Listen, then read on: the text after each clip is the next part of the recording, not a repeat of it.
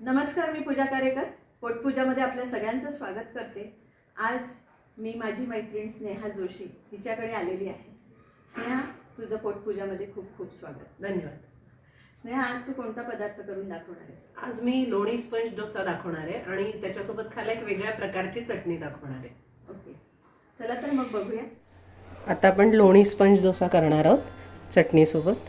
तर याच्यासाठी मी 2 वाट्या तांदूळ, अर्धी वाटी उडदाची डाळ आणि एक अर्धी वाटी पोहे असे घेतलेलं आहे प्रमाण. आणि काल रात्रीच हे वाटून आणि फर्मेंटेशनसाठी ठेवलं होतं.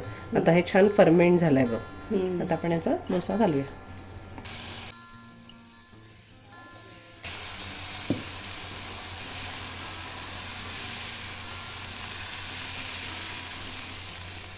आता बघ, याला छान असे बबल्स असे आलेले आहे फर्मेंट छान झाल्यामुळे.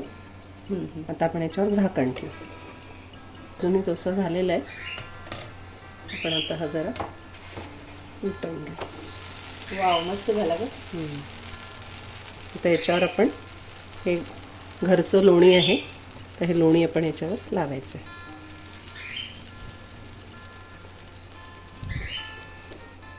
फ्रीजमध्ये असल्यामुळे जरा घट्ट झालं आहे लोणी. मेल्ट व्हायला थोडंसं वेळ लागेल.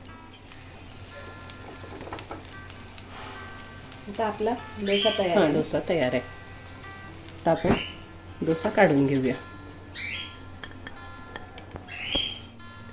पूजा, आता आपण याची चटणी करूया.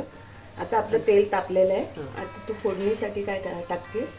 आता फोडणीसाठी मी घालते लाल सुक्या मिरच्या, गोडलिंब आणि लसूण, असं हे तिन्ही मी याच्यात घालते. तुम्ही गोडलिंब बोलता? हां, मी गोडलिंब कढीपत्त्याला. कढीपत्त्याला. हां,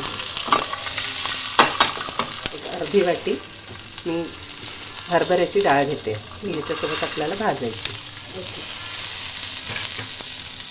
आधी आपण हरभऱ्याची डाळ थोडी भाजून घेऊ आणि मग नंतर थोडं भाजत आलं की मग त्याच्यामध्ये आपण ओला नारळ घालूया.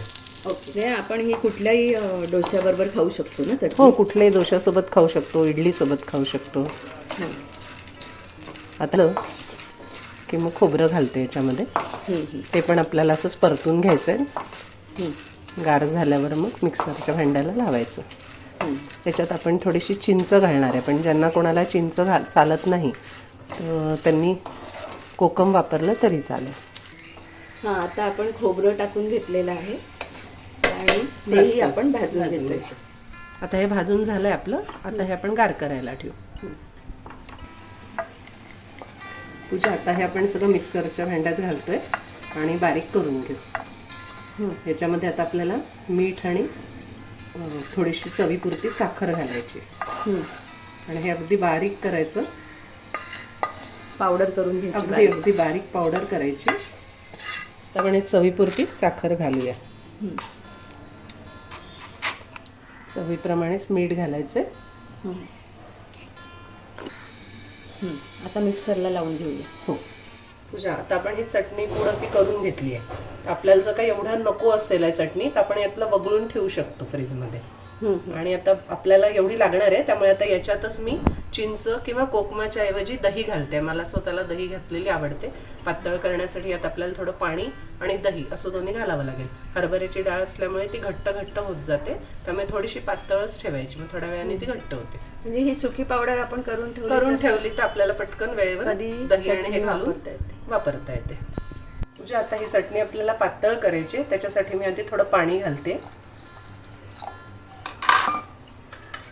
आणि थोडं दही घालते.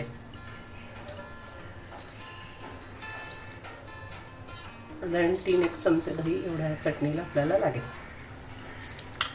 आता एकदा हे परत फिरवून घ्यायचं.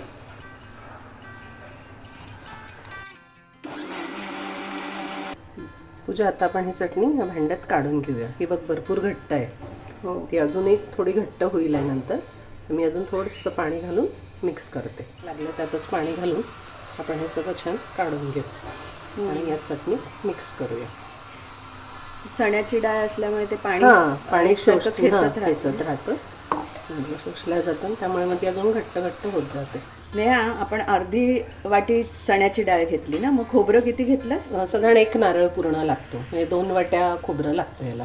Okay okay. आता पुढे काय करायचं ते आता पाहूया. आपल्याला फोडणी घालायची. आता फोडणीसाठी आपण तेल तापत ठेवलंय, त्यात थोडीशी आपण मोहरी घालूया.